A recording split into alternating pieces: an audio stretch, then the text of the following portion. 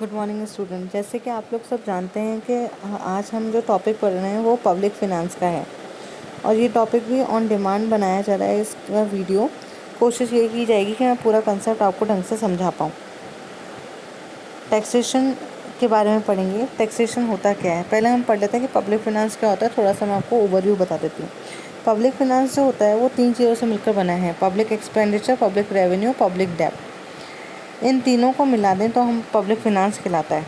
Public finance में जब हम पब्लिक रेवेन्यू की बात करते हैं तो उसमें टैक्सेशन आता है कि हम टैक्सेस कैसे कलेक्ट करते हैं। एक तो नॉन टैक्स सोर्स से और एक टैक्सेशन सोर्स से। जब हम टैक्स की बात करते हैं तो टैक्स क्या होता है?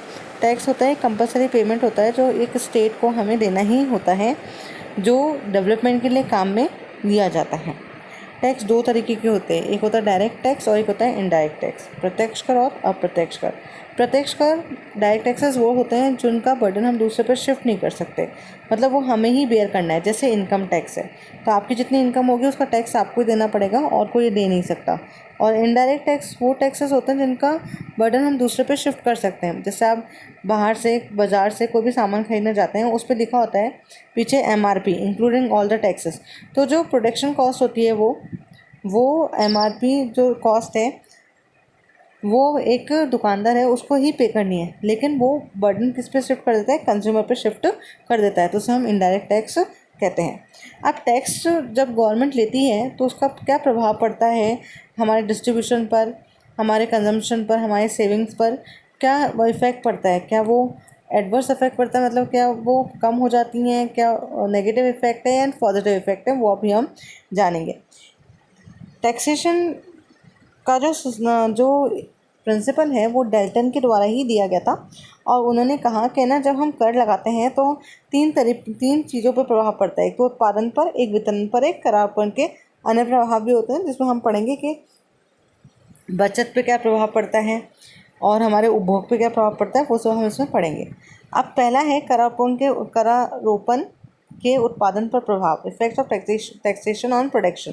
प्रोडक्शन पे क्या फ़र्क पड़ता है? तो 3 तरीके से फ़र्क पड़ता है। कार्य करने और बचत करने की योग्यता पर प्रभाव पड़ता है कि अगर आप कोई कार्य कर रहे हो, कोई काम कर रहे हो, बहुत पैसे कमा रहे हो और गवर्नमेंट उस पर टैक्स बढ़ा के लगा देती है, तो आपके पास तो इनकम ही नहीं हो रही, तो आप कोई और काम करना आप वो काम करना चाहोगे? नहीं चाहोगे। आप सोचोगे कि ना जितना मैं कमाता हूँ उससे ज़्यादा तो मुझे टैक्स में देना पड़ता है, तो मैं फिर अपनी इनकम दिखाऊँ क्यों, इनकम कमाऊँ क्यों? तो इसलिए उससे क्या होगा कि आपका जो इच्छा है काम करने की वो भी ख़त्म हो जाएगी। दूसरी बात ये कि बचत नहीं करोगे, आप बचत होगी नहीं क्योंकि आपकी इनकम है वो टैक्स में चली गई, तो बचत के लिए बचा ही नहीं, उपभोग के लिए बचा। दूसरा है कार्य करने और बचत करने की इच्छा पर प्रभाव। फिर आप सोचोगे जब मुझे कर देना है तो और अगर आपकी इनकम ज़्यादा होगी तो आपको कर भी ज़्यादा देना पड़ेगा। तो आप सोचोगे जब मुझे इनकम ज़्यादा होगी और कर ज़्यादा देना पड़ेगा तो मैं कार्य करूँ ही क्यों? तो आपकी इच्छा उससे क्या होगी? कम होती जाएगी। और आर्थिक साधनों के स्थानांतरण पर प्रभाव। आर्थिक साधनों पर स्थानांतरण मतलब जो भी इकोनॉमिक फैक्टर्स हैं उनको हम एक जगह से दूसरी जगह जाएंगे और उन पर अगर कर लग जाएगा तो वो चीज़ें महंगी हो जाएंगी, और महंगी होने से क्या होगा कि उन चीज़ों को महंगे दाम में कोई ख़रीदेगा ही नहीं, उनकी मांग नहीं होगी, तो आपके ऊपर उसका भी क्या प्रभाव पड़ा? नेगेटिव प्रभाव पड़ा। जैसे देखिए इसमें कार्य करने की योग्यता पर प्रभाव। किसी भी व्यक्ति की कार्य करने की योग्यता उस करारपण से घट जाती है जो उनकी कार्य क्षमता को कम कर देता है। मतलब आप फिर इच्छा ही नहीं रखेंगे, आपकी वो कैपेसिटी ख़त्म हो जाएगी कि मैं तो इतना कमा रहा हूँ लेकिन मुझे वो टैक्स में देना पड़ रहा है, तो मैं कमा किसके लिए रहा हूँ जब मैं अपने लिए सुख सुविधा नहीं उठा पा रहा या उपभोग नहीं कर पा रहा कंज्यूमर गुड्स का, या फिर मुझे कुछ भी मैं अपनी ज़रूरतों को पूरा नहीं कर पा रहा और सारा पैसा मैं टैक्स में दे रहा हूँ, तो फिर आप कमाना कम कर दोगे। अतः आधुनिक समाज के निर्धन सदस्यों पर किसी भी प्रकार का करारोपण के विरोध बहुत शक्तिशाली कारण है। इसलिए आपने देखा होगा कि जब हम इनकम टैक्स लगाते हैं, हमारे जो इनकम टैक्स है वो प्रोग्रेसिव है।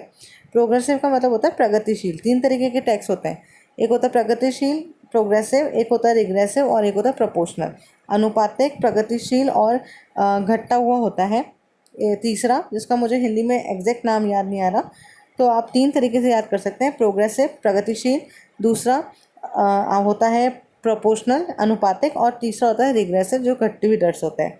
प्रोग्रेसिव में क्या होता है, जैसे जैसे आय बढ़ती जाती है वैसे वैसे आपकी मात्रा भी बढ़ती जाएगी टैक्स की। 10% अगर आय में वृद्धि हुई है तो मात्रा भी 10% बढ़ जाएगी, मतलब वो बराबरी पे लगता है। दूसरा टैक्स होता है प्रपोर्शनल, कि जितनी आय है उतने ही प्रपोर्शन में वो टैक्स लगेगा, उतने ही अनुपात में।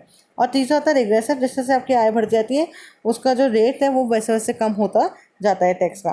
तो हमारे यहाँ जो अभी टैक्सेशन सिस्टम है वो प्रोग्रेसिव है, प्रगतिशील है। जो हमारे यहाँ प्रत्यक्ष कर है वो प्रगतिशील है। जैसे जैसे आय बढ़ेगी टैक्स की रेट भी बढ़ती जाएगी।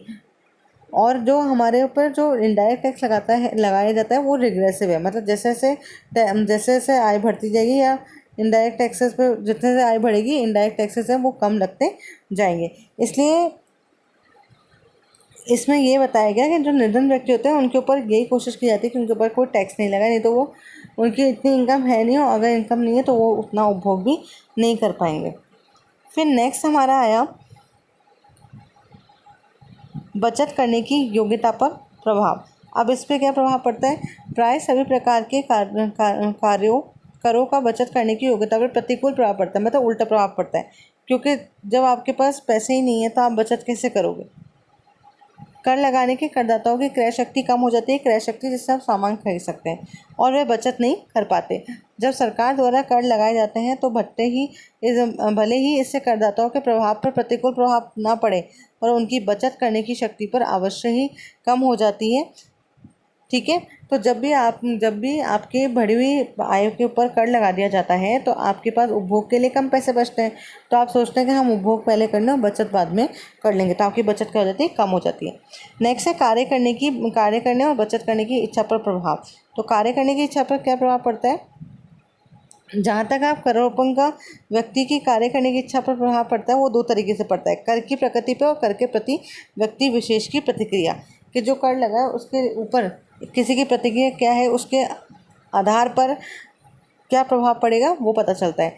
किसी विशेष का या कर का परिवर्तन का इच्छा पर प्रभाव अनष्ट करदाता की मानसिक प्रतिक्रियाओं पर या उसकी प्रकृति पर पड़ता है। कि आपने अगर सोचा कि भाई आप कर लग जाएगा, मेरी इनकम इतनी है और कर लग जाएगा तो मेरे पास उपभोग के लिए बचेगा ही नहीं, मैं क्यों कमाऊँ और कमाकर फिर गवर्नमेंट को क्यों दूँ, क्यों कर के लिए अपने पैसे दूँ। तो उससे क्या होगा कि आपकी कमाने की इच्छा जो होगी वो कम होती जाएगी, और फिर आप ये सोचोगे कि ना मैं इतना कमा रहा हूँ और मैं बचत करूँगा तो फिर मैं खाऊंगा क्या, उपभोग क्या करूँगा, तो आपकी बचत की इच्छा भी कम होती जाएगी।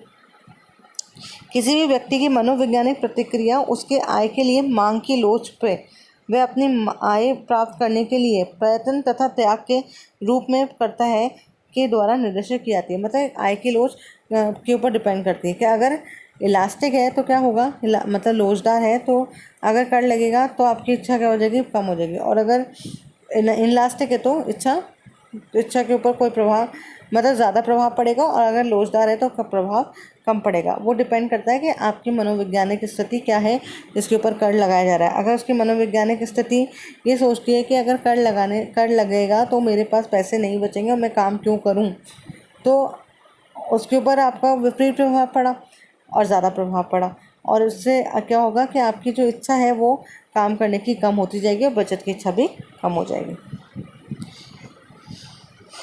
फिर नेक्स्ट आपका आया बचत करने की इच्छा का प्रभाव। बचत करने की इच्छा पर प्रभाव क्या? करोड़पति व्यक्तिगत बचत और विनियोग दोनों को हतोत्साहित करता है, मतलब उनको डिक्रीज करता है। क्यों? क्योंकि आपके पास उपभोग के लिए अगर कर लग जाएगा आपकी इनकम पे तो उपभोग के लिए आपके पास पैसे कम रहेंगे, तो आप क्या करोगे? बचत कम कर दोगे, उपभोग ज़्यादा करोगे। जैसे आप 100 रुपये कमाते हो सपोज करो, और आपके ऊपर 60 रुपये का कर लग गया, ठीक है, तो आपके पास कितने रुपए बचे? 40 रुपये। अब आप उपभोग करोगे कि बचत करोगे? तो इसलिए आप क्या सोचोगे कि मैं ऐसा करता हूँ कि मैं 5 रुपये बचत कर लेता हूँ और फिर 15 मतलब 35 रुपये का उपभोग कर लूँगा। और पहले आप उपभोग कितने का कर देते? 20 का, लेकिन जैसे ही टैक्स ज़्यादा लग गया वैसे ही आपने जो बचत है वो कम कर दिया और उपभोग ज़्यादा कर दिया। ऐसे ही इन्वेस्टमेंट में भी यही हुआ कि अगर टैक्स लगेगा ज़्यादा तो जो इन्वेस्टर्स हैं वो इन्वेस्टमेंट कम करेंगे, क्योंकि ज़्यादा टैक्स पे करना पड़ेगा। जैसा आपने देखा होगा कई हमारे यहाँ पे अनरजिस्टर्ड मैन्युफैक्चरिंग कंपनीज़ हैं, मतलब इंडस्ट्रीज़ हैं जो अनरजिस्टर्ड हैं। रजिस्टर कम है और अनरजिस्टर्ड ज़्यादा हैं जिनको रजिस्टर नहीं किया गया। वो इसलिए वजह से नहीं होती रजिस्टर क्योंकि उनके ऊपर टैक्स लगा दिया जाता है, और टैक्स ना देने के कारण ही वो अपना को अनरजिस्टर ही रखती हैं। आर्थिक साधनों के स्थानांतरण पर प्रभाव। Effect of the transfer of economic resources. क्या प्रभाव पड़ेगा? सामाजिक कल्याण की दिशा में क्या प्रभाव पड़ता है? यदि विलासिता की वस्तुओं अथवा उपभोग की दृष्टि से हानिकारक वस्तुओं पर कर लगाए जाते हैं, पर उससे सामाजिक कल्याण की दृष्टि से उचित होता है। मतलब ऐसी कोई वस्तुएं जो महंगी हैं, जो लोगों को आराम देती हैं और जिनको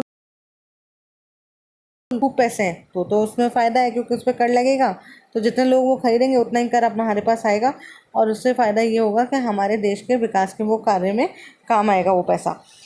क्योंकि ऐसे उद्योगों में लगे साधन आवश्यक वस्तुओं के उत्पादन की ओर प्रभावित होने लगते हैं। तो क्या होगा कि लोग ये सोचेंगे कि ज़्यादा टैक्स देना पड़ रहा है, तो जो वो विलासिता वाली वस्तुएं बना रहे होंगे वो सोचेंगे हम ज़्यादा टैक्स क्यों दें, तो वो उन अपने जो संसाधन है वो उन चीज़ों के, उन वस्तुओं के उत्पादन में लगाएंगे जिनकी आवश्यकता सबसे अधिक होती है। सामाजिक कल्याण के प्रतिकूल अथवा हानिकारक प्रभाव कैसे पड़ेगा? ये तो जो प्रभाव पड़ा ये सामाजिक कल्याण पर अच्छा प्रभाव पड़ा, जिससे कि जो ऐसी वस्तुएं बननी कम होंगी जो अमीर खरीदते हैं, और ऐसी बननी वस्तुएं ज़्यादा शुरू होंगी जो गरीब लोग खरीदेंगे, तो उससे क्या होगा? सामाजिक कल्याण बढ़ेगा। लेकिन इसका उल्टा भी पड़ सकता है। यदि ऐसी वस्तुओं पर कर लगाया जाता है जो उपभोग की दृष्टि से आवश्यक होती हैं, तो वस्तुओं के मूल्य में वृद्धि हो जाती है। उसका एक परिणाम तो ये होता है कि ऐसी वस्तुओं का उपभोग कम हो जाता है, जिससे कार्य क्षमता में कमी आती है तथा उत्पादन पर प्रतिकूल प्रभाव पड़ता है। दूसरा प्रभाव ये होता है कि उत्पत्ति के साधन कम उपयोगी वस्तुओं की ओर प्रभावित होने लगते हैं। क्या होता है, कभी कभी हम ऐसी वस्तुओं पर कर लगा देते हैं जो बहुत आवश्यकता वाली होती हैं, और कर लगाने से वो उनकी कीमतें बढ़ जाती हैं। कीमतें बढ़ने से जो उन वस्तुओं की आवश्यकता है तो वो वस्तुएं लोग कम खरीदते हैं, और इससे क्या होगा? इससे कि उनको वो वस्तुएं उन लोगों को नहीं मिल पाएंगी, तो उससे सामाजिक कल्याण जो है वो प्रभावित होता है, उस पर नेगेटिव इफेक्ट पड़ता है। और क्या होता है कि आवश्यकता वाली वस्तुओं में जो उत्पादन के साथ कार्य कर रहे थे वो अब उन वस्तुओं को बनाने में लग जाते हैं जो विलासिता वाली वस्तुएं होती हैं। वर्तमान उपभोग से भविष्य उपभोग की स्थानांतरण। उपभोग पर कर लगाने का प्रभाव ये होता है कि बचतों की प्रोत्साहन मिलता है, जिससे उत्पत्ति के साधनों पर हस्तांतरण वर्तमान उपभोग के भविष्य के उपभोग की ओर होने लगता है। एक स्थान से दूसरे स्थान पर हस्तांतरण। यदि दो राज्यों में संबंधित करों की दर भिन्न है, मतलब अलग, एक जगह कम कर लग रहा है, एक जगह ज़्यादा कर लग रहा है, तो जो लोग जहाँ पे कम कर लग रहा है वो लोग वहाँ पे ज़्यादा जाएंगे, और जहाँ पे ज़्यादा कर लग रहा है वहाँ से सामान नहीं खरीदेंगे या वहाँ काम करना पसंद नहीं करेंगे। फिर effect of taxation on distribution. वितरण पे क्या प्रभाव पड़ता है? अन्य बातें समान रहने पर करारोपण की ये प्रणाली श्रेष्ठ है। यदि करारोपण द्वारा धनी वर्ग पर ऊंचे और प्रगतिशील कर लगाए जाते हैं, तो इस प्रकार एकत्रित राशि का प्रयोग निर्धन की आवश्यकताओं की संतुष्टि के लिए किया जाता है। इससे सामाजिक कल्याण में वृद्धि होती है। जैसे वितरण किया, हमने वितरण पढ़ा है कि गरीब और अमीरों में बराबर बांटना चाहिए। अब जो वस्तुएं अमीर ज़्यादा खरीदते हैं, अगर उसके ऊपर हम कर लगा दें, तो उससे क्या होगा कि उससे जो पैसा इकट्ठा होगा वो हम निर्धन लोगों की आवश्यकताओं की पूर्ति करने में लगा सकते हैं। उन वस्तुओं का उत्पादन करने में लगाएंगे जो निर्धन लोगों की आवश्यकताओं की पूर्ति करेगा, तो इससे क्या होगा? सामाजिक कल्याण बढ़ता है। और कौन सा कर लगाएंगे? प्रगतिशील। प्रगतिशील कर कौन सा होता है कि जिसकी आय ज़्यादा होगी उसको कर ज़्यादा देना पड़ेगा। देखिए, मैंने आपको ये बता ही दिया था, वे 3 होते हैं हमारे कर। करारोपण का वितरण का प्रभाव पड़ेगा वो प्रमुख रूप से करों की प्रगति पर निर्भर रहता है। सामान्य रूप से प्रगतिशील करों में आय और संपत्ति की असमानताएं कम होती हैं। मतलब जिसके पास ज़्यादा इनकम है उसके ऊपर हम ज़्यादा कर लगाते हैं, तो जो कर हमारे पास एकत्रित होता है उसको हम निर्धन लोगों के उत्थान के लिए या उनको अच्छी दिशा देने के लिए, उनकी दशा को सुधारने के लिए लगाते हैं। तो उससे क्या होगा कि जो सामाजिक कल्याण है वो बढ़ेगा और जितनी भी असमानता है वो कम होंगी। यदि करों की प्रगति अनुपातिक प्रोपोर्शनल होती है, तो आय और संपत्ति की स्थिति में जो कि तो बनी रहती है। कहने का मतलब है कि जितनी आय है उतने ही अनुपात में आपका टैक्स लगेगा। तो उससे क्या होगा कि वो स्थिति में कोई परिवर्तन नहीं होगा। वही टैक्स अमीर दे रहा है और वही टैक्स गरीब दे रहा है, उससे कोई फ़ायदा नहीं होगा। यदि आपकी अवरोही होती है, रिग्रेसिव दर लगाया जाता है, तो अर्थात जैसे संपत्ति में वृद्धि होती है, करों की दर घटती है, तो आय की संपत्ति की असमानताओं में वृद्धि होती है। इससे क्या होगा कि जैसे संपत्ति किसी ने खरीदी, तो अमीर संपत्ति कौन खरीदेगा? गरीब तो खरीदेगा नहीं, अमीर ही खरीदेगा। अमीर खरीदेगा तो उसके ऊपर क्या होगा, उसके ऊपर पैसे कम लगाए जाएंगे। इसमें कम लगाए जाते हैं, मतलब जितनी आपकी आय होती है उसके ऊपर जो टैक्स है वो कम लगाया जाता है। इससे क्या होता है, निर्धन लोग होते हैं उनके ऊपर टैक्स ज़्यादा देना पड़ता है उनको, और जो अमीर लोग होते हैं उनको कम देना पड़ता है। तो इससे असमानताएं बढ़ जाती हैं। प्रतिगामी कर प्रणाली आय की असमानताओं को बढ़ाती है। अनुपातिक थोड़ी सी प्रगतिशील कर प्रणाली का भी यही प्रभाव होता है। कर प्रणाली जितनी अधिक प्रगतिशील होती है, आय की विषमता दूर होने की प्रवृत्ति उतनी ही अधिक होती है। बस आपको याद रखना है कि प्रगतिशील कर प्रणाली में सामाजिक कल्याण होता है, अवरोही में नहीं होता है, और अनुपातिक में बराबर ही रहता है, जो का तो रहता है, उसमें कोई परिवर्तन नहीं आता। फिर अब और अदर इफेक्ट क्या है टैक्सेशन के? उपभोग पे क्या प्रभाव पड़ेगा? उपभोग पे क्या प्रभाव पड़ेगा कि आय पर लगाए जाने वाले कर अब आय आप ज़्यादा कमा रहे थे, अब आपको ज़्यादा कर देना पड़ रहा है, तो आप उपभोग क्या करेंगे? आपका उपभोग कम हो जाएगा, उसमें कटौतियाँ करने लग जाएंगे। क्यों? क्योंकि आपके पैसे ही नहीं बचे, तो क्या उपभोग करोगे? तो अब देखो, इसमें मैं आपको बताती हूँ। करों का उपभोग पर भी प्रभाव पड़ता है। आय पर लगाए जाने वाले करदाता की क्रय शक्ति पर कम कर दी जाती है। यदि ये कर तुलनात्मक रूप से निर्धन वर्ग पर लगाए जाते हैं तो उनके जीवन स्तर पर इसका प्रतिकूल प्रभाव पड़ता है। मतलब अगर जो निर्धन हैं उनके पास पहले पैसे नहीं हो, और अगर उन पर कर लगा देते हैं तो उनकी जो खर्च करने की क्षमता है वो कम हो जाती है, और वो जिस जीवन स्तर को सुधारने की कोशिश कर रहे थे वो जीवन स्तर उनका और ख़राब होता जाता है। वही बात सामान्य उपभोग की बातों पर भी लागू होती है। जैसे यदि उपभोग की आवश्यकता वाली वस्तुओं पर कर लगाया जाता है तो उससे उनके मूल्य में वृद्धि हो जाती है। इसके फलस्वरूप उपभोक्ताओं को अपने उपभोग में कमी करनी पड़ती है। जैसे मैंने आपको बताया था, आवश्यकता वाली वस्तुएं जो कौन खरीदता है? ज़्यादातर निर्धन लोग खरीदेंगे। अमीर लोग वैसे कोई आवश्यकता वाली वस्तुओं की ज़रूरत नहीं है, अब वो खरीदेंगे। अगर वो उनके ऊपर कर लगा दिया जाए, उनको पैसे पे जो उनकी आय है उस पर कर लगा दिया जाए, तो वो आवश्यकता वाली वस्तुएं वो खरीद नहीं पाएंगे, और जब वो खरीद नहीं पाएंगे तो वो अपने आप ही उनकी जो जीवन स्तर है वो नीचे गिरता जाएगा। यदि हानिकारक उपभोग की वस्तुओं पर कर लगाया जाता है तो, और यदि इसके फलस्वरूप उनके उपभोग में कमी होती है तो उसे करों का प्रभाव वांछनीय कहा जाता है। यही कारण है कि मादक और नशीली पदार्थों पर भारी करों नियोजित कहा जाता है। मतलब कहने का मतलब है कि ऐसी वस्तुएं जो टॉक्सिक होती हैं, जो लोगों की हेल्थ पर प्रभाव डाल सकती हैं, उनके ऊपर कर ज़्यादा लगाया जाता है। जैसे आपने देखा होगा शराब पर और सिगरेट पर, इन पर जो कर होता है वो हमेशा ज़्यादा लगाया जाता है।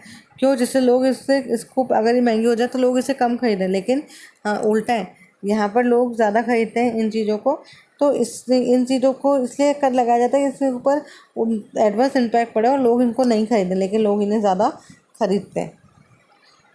आर्थिक स्थिरता पर प्रभाव। आर्थिक स्थिरता से मतलब क्या होता है कि कैसे करों पर लगाना जो हमारे जो इकोनॉमी है उसको एक आर्थिक स्थिति प्रदान कर सके, जिसमें डिस्ट्रीब्यूशन जो है असमानताएं कम हो, और जो डिस्ट्रीब्यूशन है वितरण है वो बराबर का हो। जैसे करों पर उपभोग और विनियोग पर प्रभाव पड़ता है, जो देश की आर्थिक स्थिरता को प्रभावित करते हैं।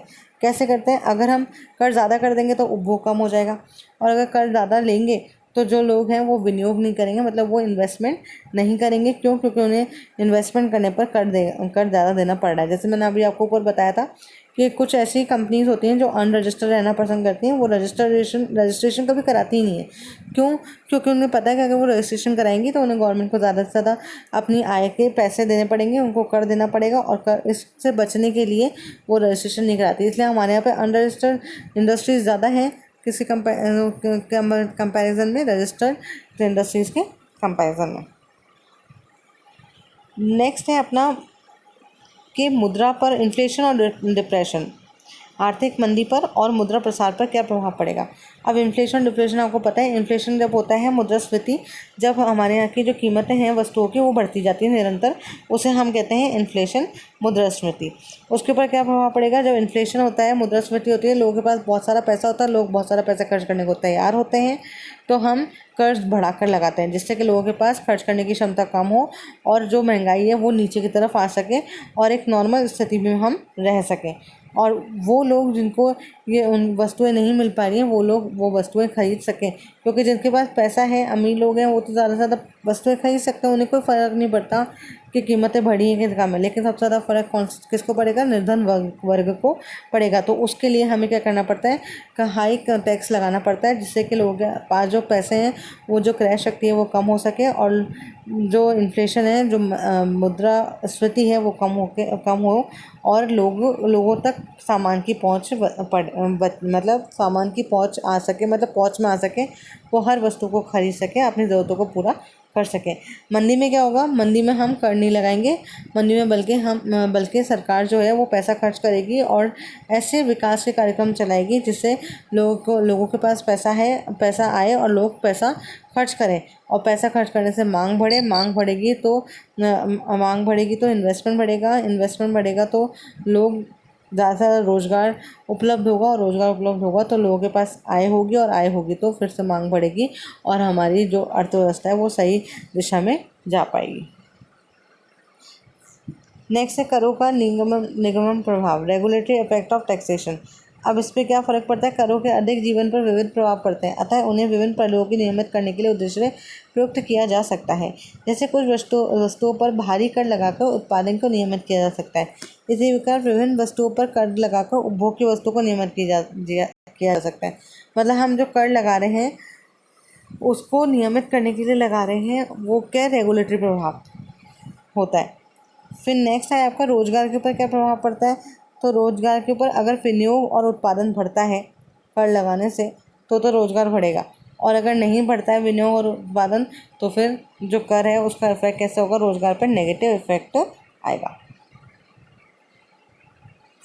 फिर आपके नेक्स्ट है मॉडर्न थ्योरी ऑफ इंसिडेंट। मतलब मॉडर्न थ्योरी है जो डेल्टन ने दी थी और उन्होंने अलग अलग तरीके से क्या प्रभाव पड़ता है उसके बारे में बताया था कर के ऊपर। टैक्स कैसा होना चाहिए इसे अब मैंने आपको बताया था कि टैक्स कर की प्रकृति, दो तरह के टैक्स होते हैं, प्रत्यक्ष कर होता है, अप्रत्यक्ष कर होता है। प्रत्यक्ष कर है जिसको टाला नहीं जा सकता और अप्रत्यक्ष कर जिसको टाला जा सकता है। अमाउंट ऑफ टैक्स, कितना टैक्स उसको देना पड़ेगा वो भी हम आगे भी पढ़ेंगे। उसके बाद वस्तुओं की मांग, इलास्टिसिटी और डिमांड से स्थान पर कैसे टैक्स लगेगा, क्रेता को ज़्यादा देना पड़ेगा कि विक्रेता को जाना पड़ेगा, ये हम पढ़ेंगे इन डायग्राम से। डायग्राम से बहुत अच्छे से समझ में आएगा, इसलिए मैं आपको डायग्राम से ये चीज़ें क्लियर करूँगी। देखिए इफेक्ट क्या होगा टैक्सेशन का, ये सारे डायग्राम आप पढ़ चुके हैं, माइक्रो में ये डायग्राम पहले थे। ये कौन सा वक्र है? डिमांड वक्र है। जब डिमांड वक्र पूर्णतः लोचदार होता है तो आपने पढ़ा होगा, आपको पढ़ाया था पूर्ण प्रतियोगिता बाजार में अगर मांग जो है वो जरा सी बढ़ जाती है या कीमत जरा सी बढ़ जाती है तो मांग क्या हो जाएगी? ज़ीरो हो जाएगी, और अगर कम हो जाएगी तो मांग अनंत हो जाएगी। तो यहाँ पर जो मांग वक्र है अगर ये बढ़ गया तो क्या होगा? तो कीमतों जो क्रेता है वो सामान नहीं खरीदेगा, मांग क्या हो जाएगी? ज़ीरो हो जाएगी, ज़रा सी कीमतें बढ़ गई। तो यहाँ पर जब मांग वक्र इनलास्टिक है या परफेक्टली इलास्टिक है या पूर्णतः लोचदार है तो यहाँ पर सारा का सारा टैक्स कौन देगा? सारा का सारा टैक्स जो है वो विक्रेता देगा। क्यों? क्योंकि उसको पता है कि अगर मैंने कीमतें ज़रा से भी बढ़ाई तो मांग क्या हो जाएगी? कम हो जाएगी। इसलिए सारा का सारा टैक्स कौन देगा? विक्रेता देगा। नेक्स्ट आता है आपका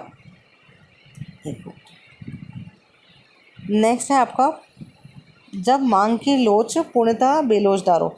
जब हम बेलोचदार की बात करते हैं तो मैं आपको पढ़ाया था पूर्ण प्रतियोगिता बाजार में, या आपको जब वो पढ़ाई थी श्रेणियाँ पढ़ाई थी मांग की लोच में, तो उसमें ये बताया गया था कि जब मांग की लोच पूर्णतः बेलोचदार होती है तब क्या होता है कि मात्रा में कोई परिवर्तन नहीं होगा, लेकिन कीमत जैसे ही मांग बढ़ेगी तो कीमत में परिवर्तन हो जाएगा। अब यहाँ पे भी मांग बढ़ रही है तो मात्रा में कोई परिवर्तन नहीं होगा तो क्या बढ़ जाएंगी? सिर्फ कीमतें बढ़ जाएंगी। जो टैक्स है वो किसके ऊपर शिफ्ट हो जाएगा? अपने आप ही क्रेता के ऊपर शिफ्ट हो जाएगा। बायर को ज़्यादा टैक्स देना पड़ेगा। ऊपर किसको देना पड़ेगा? सारा सेलर को, विक्रेता को। और नीचे किसको देना पड़ेगा, सारा का सारा क्रेता को, क्योंकि अगर मात्रा तो बढ़ नहीं रही, मात्रा नहीं बढ़ रही तो कीमतें बढ़ रही, और कीमतें बढ़ने पर मतलब वो उस मात्रा में भी एक कंज्यूमर वो वस्तु लेने को तैयार है, तो वो चाहे पैसे बढ़ जाएं तो भी वो वस्तु लेगा। तो सारा का सारा भार किसके ऊपर आ जाएगा, सारा का सारा भार क्रेता के ऊपर, बायर के ऊपर आ जाएगा। नेक्स्ट आया जब मांग की लोच इकाई के बराबर हो। इकाई के बराबर होती है तो दोनों के ऊपर बराबर आता है, मतलब विक्रेता भी देगा और क्रेता भी देगा। इकाई से कम में भी होगी जब जब क्रेता अधिक देगा और विक्रेता कम देगा। जब इकाई से कम होगी तो क्रेता अधिक देगा और विक्रेता कम देगा, लेकिन जब इकाई के बराबर होगी तो दोनों बराबर देंगे। और जब इकाई के बराबर होगी तो दोनों बराबर देंगे।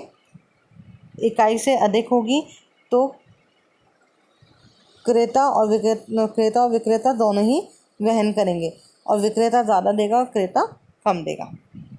तो हमें याद रखना है कि जब मांग वक्र की बात होगी, तो जब मांग वक्र पूर्णतः लोचदार होगा तो किसके ऊपर भार आएगा, विक्रेता के ऊपर। जब बेलोचदार होगा पूर्णतः तो क्रेता के ऊपर। जब एक से अधिक होगा तो विक्रेता ज़्यादा देगा और क्रेता कम देगा। और जब इकाई से कम होगा तो क्रेता अधिक देगा और विक्रेता कम देगा। और जब एक के बराबर होगा तो दोनों बराबर से ही देंगे। ये सब इकट्ठे बता दिया इसमें। नेक्स्ट है आपका पूर्ति वक्र के ऊपर। अब पूर्ति का इसका उल्टा हो जाएगा। जब पूर्ति वक्र लोचदार होगी तो मैंने आपको क्या बताया था, जब मांग वक्र वहाँ पर लोचदार थी पूर्णतः, तब किसके ऊपर जा रहा था, विक्रेता के ऊपर। अब किसके ऊपर जाएगा, ये क्रेता के ऊपर। क्यों, क्योंकि अब पूर्ति तो बढ़ नहीं सकती, पूर्ति तो वैसे की वैसी रहेगी। तो अब अगर पैसे बढ़ेंगे तो पैसे कौन बढ़ेगा, वो बायर ही भरेगा, मतलब सेलर नहीं भरेगा, मतलब क्रेता ही देगा पैसे और विक्रेता नहीं देगा। तो टैक्स का सारा बर्डन किसके ऊपर चला जाएगा, विक्रेता के ऊपर चला जाएगा। फिर नेक्स्ट है आपका पूर्णतः एक मिनट, और दूसरा क्या है, बेलोचदार होगा तो उसमें मैंने आपको बताया था सारा का सारा बर्डन किसके ऊपर आ जाएगा, सारा का सारा बर्डन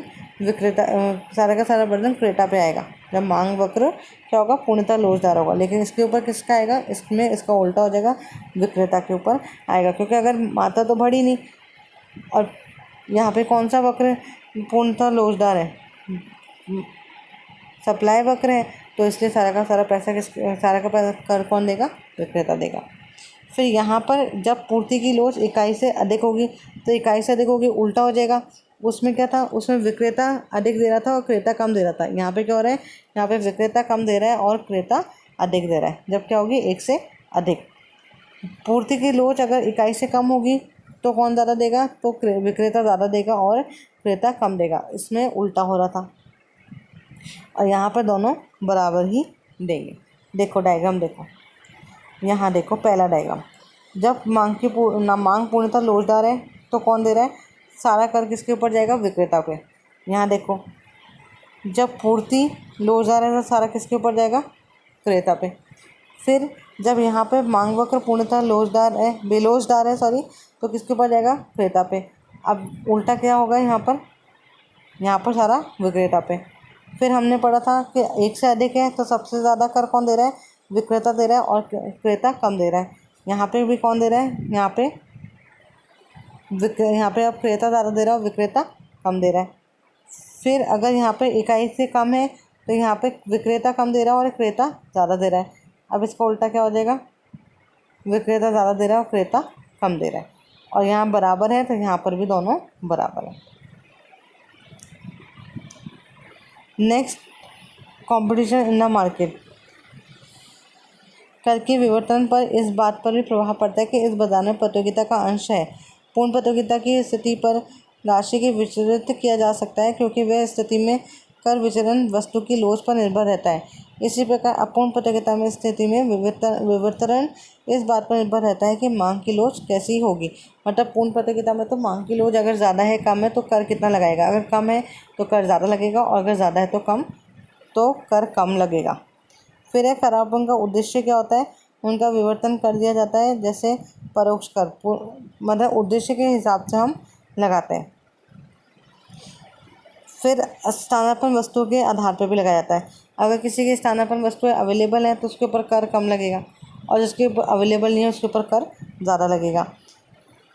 फिर टैक्स का बेस क्या होता है? टैक्स का बेस होता है वस्तु के आधार पर किया जाता है, कि जैसे कुछ वस्तु ऐसे होते हैं जिनकी वैल्यू के आधार पर टैक्स लगाया जाता है, कि उनकी कितनी वैल्यू है उसके आधार पर वस्तुओं का मूल्य बढ़ता है। क्योंकि अगर अपन टैक्स लगाते हैं तो वस्तुओं का मूल्य बढ़ता है, और मूल्य बढ़ने से उसकी करों की राशि में भी वृद्धि हो जाती है।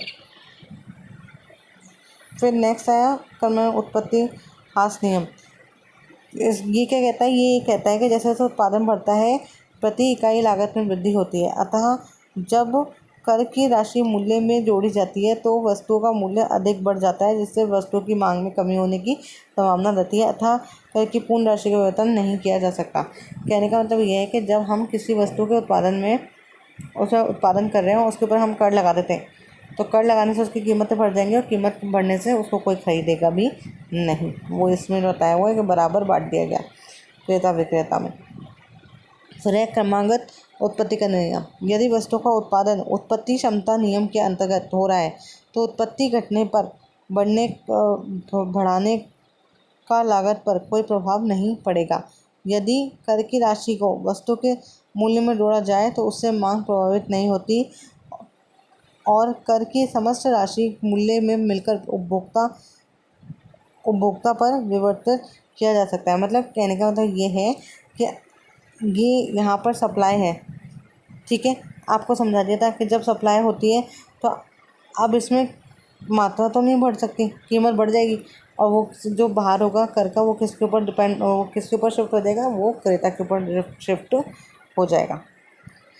इसमें भी यही बात बताई गई है कि इसमें भी कुछ हिस्सा तो क्रेता पे जाएगा, कुछ हिस्सा विक्रेता पे जाएगा। ये अपन पढ़ चुके हैं, ये आप पढ़ लेना इसको। फिर नेक्स्ट आया study with incidence of some tax. Incident of tax क्या होता है? आय पर लगाए जाने वाले करों में आयकर, अतिरिक्त कर, निगम कर आदि होता है समावेश होता है। चूँकि ये कर शुद्ध आय पर लगाए जाते हैं, इनका भार उनकी व्यक्तियों पर पड़ता है जिन पर वे लगाए जाते हैं। तो इंसिडेंस का मतलब होता है कि जिन व्यक्तियों पर जो कर लगाया गया है वही उसको देंगे, वो कर आगे विवर्तित नहीं हो सकता। तो इंसिडेंस ऑफ टैक्सेशन का मतलब होता है कि जो भार जिस पर लगाया गया वही देगा। जैसे जिसकी आय है, अगर उसके आय कर लगाया गया तो वही देगा जिसकी आय ज़्यादा है।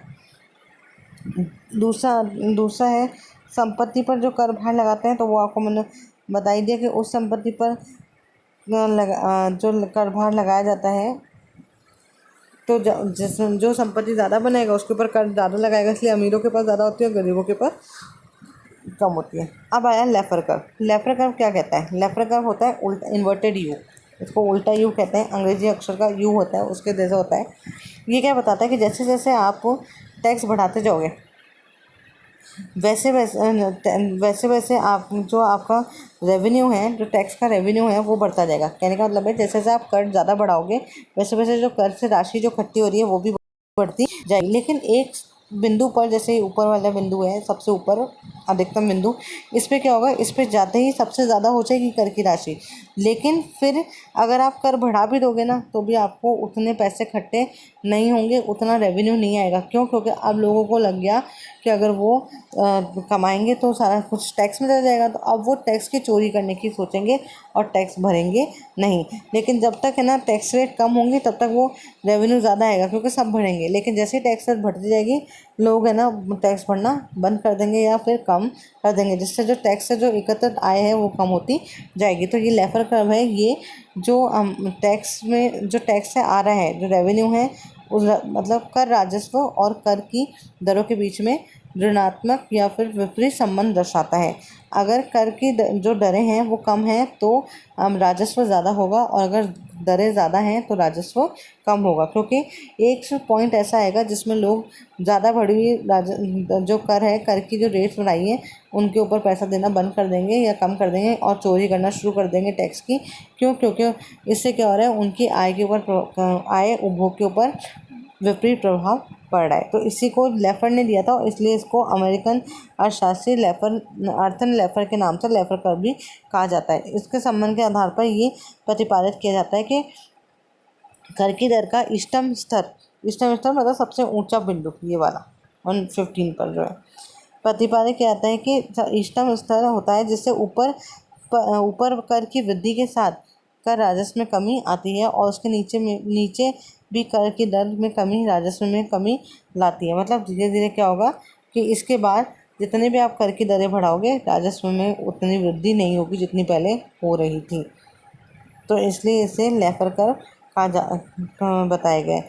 ये वक्र कर की घटती दर तथा उस दर पर प्राय कर राजस्व की कुल मात्रा के बीच में संबंध को प्रदर्शित करता है। मतलब ये कर की दर और राजस्व के बीच में संबंध को स्थापित करता है। और कैसा संबंध है? विपरीत संबंध है। और ये सब अपने लिए कौन सा लिया है? सिर्फ सप्लाई साइड लिए, मांग वाली साइड को इसने नहीं लिया है। यहीं पे आपका ये चैप्टर ख़त्म होता है टैक्सेशन वाला। आई होप आपको समझ में आया होगा। एक बार रिवाइज कर लेते हैं कि हमने क्या पढ़ा। हमने पढ़ा कि जो टैक्स है उसके ऊपर 3 तरीके से प्रभाव पड़ता है। एक तो वितरण पर पड़ता है, एक उपभोग पे पड़ता है और एक उत्पादन पे पड़ता है। फिर हमने पढ़ा कि अलग अलग उसमें टैक्स का क्या प्रभाव पड़ता है, अगर मांग वक्र कैसा हो और पूर्ति वक्र कैसा हो। तो मैंने आपको समझा दिया, इसमें कुछ रटने की बात नहीं है। मांग वक्र जब अधिक पूर्णतः लोचदार होगा तो जो प्रभाव है वो विक्रेता के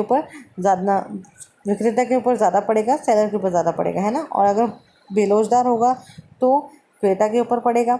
अगर अधिक होगा तो विक्रेता अधिक देगा और क्रेता कम देगा। और अगर कम होगा, एक से कम होगा, तो विक्रेता ज़्यादा देगा और विक्रेता कम देगा। क्यों? क्योंकि उसमें ऐसे याद रखो कि जब मांग की लोज बेरोजगार होती है तो हम ज़्यादा पैसे ले सकते हैं ना क्रेता से, बायर से, तो उसको बेचेगा वो ज़्यादा में, तो उसको फायदा, वो सारा जो टैक्स है वो कौन दे रहा है? क्रेता दे रहा है, और विक्रेता पे कम लग रहा है। और जब लोचदार होगा तो विक्रेता देगा और क्रेता से कम लेगा, और जब एक के बराबर होगा तो दोनों बराबर देंगे। अब इसका उल्टा कर लो, देखो अब याद हो गया ना मांग का। अब पूर्ति का देखो, पूर्ति का क्या बताया था? अगर पूर्णतः लोचदार होगा तो मांग में क्या होगा? किसके ऊपर था? सारा विक्रेता पे। अब किसके ऊपर जाएगा? यहाँ पे क्रेता पे। फिर उसमें हमने पढ़ा था मांग बेलोचदार है तो किसके ऊपर जाएगा? सारा क्रेता पे। इस पे किस पे जाएगा? विक्रेता पे। फिर हमने उधर पढ़ा था अगर एक से अधिक होगा तो एक से अधिक में लोचदार है तो सारे पैसे कौन देगा? विक्रेता देगा। मतलब विक्रेता के ऊपर ज़्यादा और क्रेता के ऊपर कम। यहाँ पे उल्टा हो जाएगा, यहाँ पर विक्रेता के ऊपर कम और क्रेता के ऊपर ज़्यादा हो जाएगा। फिर हमने पढ़ा था एक से कम होगी तो मतलब वो ज़्यादा पैसे ले सकता है लोगों से। तो अब वहाँ पे क्या था? वहाँ पे जो क्रेता था उसको ज़्यादा देना था और विक्रेता को कम देना था। यहाँ पे उल्टा हो जाएगा, यहाँ पे किसको ज़्यादा देना पड़ेगा? विक्रेता को ज़्यादा देना पड़ेगा और क्रेता को कम देना पड़ेगा। और इकाई के बराबर में दोनों को बराबर देना पड़ेगा। ये हमने पढ़ लिया। फिर हमने ये इसका आगे एक्सप्लेनेशन है। और उसके बाद ये हमने पढ़ा लेफर कर। लेफर कर क्या बताता है? जो हमारे कर की दर है और जो राजस्व है उसके बीच में विपरीत संबंध बताता है। अगर दरें बढ़ जाएंगी तो राजस्व कम हो जाएगा और अगर दरें कम रहेंगी तो राजस्व बढ़ जाएगा। ये आई होप आपको ये चैप्टर समझ में आया होगा। अगर आपको कोई भी ऐसा चैप्टर जो समझना हो, कोई भी ऐसा टॉपिक, तो आप मुझे कमेंट बॉक्स में भेज सकते हैं। मैं उसे समझाने की पूरी कोशिश करूँगी। ये वीडियो आने में थोड़ा देर इसलिए हो गई क्योंकि मेरे पास नोट्स नहीं थे हिंदी में, वो मैंने कहीं से लिए, मेरी फ्रेंड से लिए हैं और इसी के आधार पर मैं आपको अब पढ़ा रही थी। तो आपको अगर समझ में आया, अगर नोट्स की कॉपी चाहिए हो तो प्लीज़ मुझे कांटेक्ट करिएगा और कमेंट बॉक्स में मुझे कमेंट कर दीजिएगा। Thank you so much. Please share, like and subscribe.